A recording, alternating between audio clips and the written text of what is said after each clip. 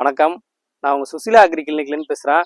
நம்ம இன்னைக்கு நிலக்கடலை சாகுபடியில் இப்போ என்னென்னா இந்த இந்த பட்டம் கார்த்திகை பட்டம் நிலக்கடலை சாகுபடி நிறைய விவசாயிங்க பண்ணியிருக்காங்க. பெரும்பகுதியான விவசாயிங்க நம்ம ஏரியாவில் வந்து நிலக்கடலை சாகுபடி தான் பண்ணிகிட்டு இருக்காங்க.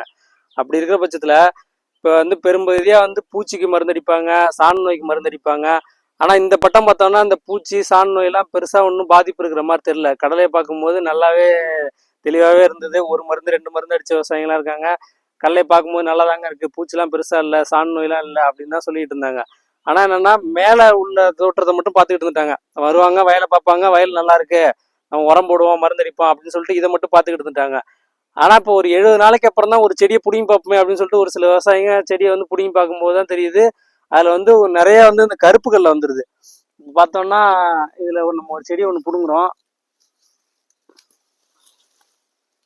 இதில் பிடுங்கும்போது பார்த்தோம்னா இப்போ இதில் 20 கல்லா இருக்குன்னா இதில் பாருங்கள் ஃபுல்லாகவே கருப்பு கல்லையாக இருக்குது. 20 கல்லையில் இவ்வளோவுக்கு நமக்கு வந்து கருப்பு கல்லையாகவே போயிடுச்சுன்னா இங்கே பாருங்கள், இந்த மாதிரி கல்லை வந்து அழுகி அழுகி போயிடுது. இந்த கொடியை பார்த்தோம்னா எல்லாமே வந்து கருப்பு கல்லையாக தான் இருக்குது.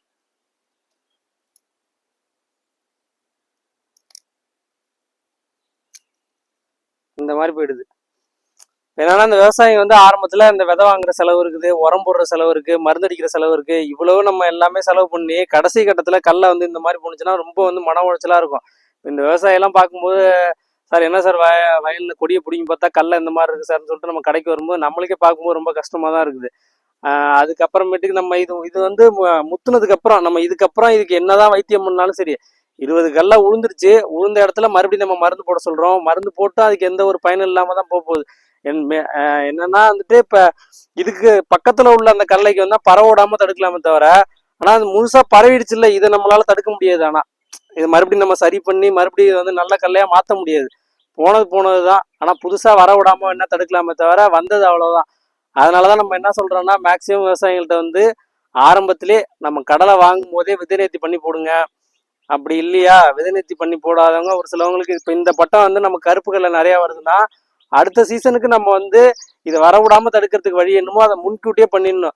மறுபடியும் கடைசி கட்டத்தில் வந்து இந்த பிரச்சனை வருது. இப்போ இந்த விவசாயிக்கு போன நட வந்ததுன்றாரு, இந்த டைம் மறுபடியும் வந்துட்டு அவர் ஆரம்பத்திலே முன்னெச்சரிக்கையாக வந்து வயலில் வந்து நம்ம பூஞ்சான கொல்லி மருந்துகளை வந்து வயலில் வந்து மணலில் கலந்து தூவி விட்டு கடைசி ஓட்டிருக்கலாம். இல்லையா கடலை போட்டு ஒரு 25 நாள் 30 நாளில் வந்து பூஞ்சான கொல்லி மருந்துகளை போட்டிருக்கலாம். அந்த மாதிரி போட்டிருந்தா ஓரளவுக்கு நம்ம வந்து இதை பரவிடாமல் தடுத்துருக்கலாம். ஏன்னா விதை மூலியமா தான் அந்த நோய் உருவாகிறது. ஆரம்பத்துல விதையிலேருந்து ஒரு நோய் பரவிதான் வந்துட்டு அது ஆரம்பத்திலே ஒரு சில செடிகள் சாவும், திரும்ப கடைசியா கருப்புகள்ல வரும், அடியில பூஞ்சானம் வரும். ஒன்று விதை நேர்த்தி பண்ணி போடணும். விதை நேர்த்தி பண்ணாலுமே பூஞ்சான கொல்லி மருந்து வந்து வயல்ல வந்து மணல்ல கலந்து தூவி விடுறதுதான் நல்லது. ஏன்னா மண்ணிலே பூஞ்சானங்கள் நிறைய இருக்கும். மேலும் உங்களுக்கு இந்த நிலக்கடலை சாகுபடியில் எந்த ஒரு சந்தேகம் இருந்தாலும் சுசிலா அக்ரி கிளினிக்கை தொடர்பு கொள்ளுங்க. நன்றி, வணக்கம்.